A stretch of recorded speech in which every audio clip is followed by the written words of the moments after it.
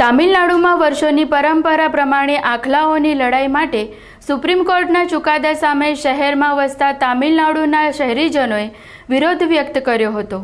તામિલનાડુમાં વર્ષોની પરંપરા પ્રમાણે આખલાઓની લડાઈ જલ્લીકટ્ટુ નામથી પ્રચલિત છે, જેના પર પ્રાણી હિત રક્ષક સમિતિ દ્વારા પ્રતિબંધ લાદવા સુપ્રીમ કોર્ટમાં PIL દાખલ કરી હતી, જેના અનુસંધાને સુપ્રીમ કોર્ટ દ્વારા વર્ષોથી ચાલતી પરંપરા જલ્લીકટ્ટુ પર પ્રતિબંધ આપતો ચુકાદો આપ્યો હતો, જેને લઈ ગત રોજ શહેરમાં વસતા તામિલનાડુના શહેરીજનોએ પોસ્ટરો, બેનરો અને ભારે સૂત્રોચ્ચાર સાથે રેલી કાઢી સુપ્રીમ કોર્ટના ચુકાદા અને પ્રાણી હિત રક્ષક સમિતિનો વિરોધ વ્યક્ત કરવામાં આવ્યો હતો।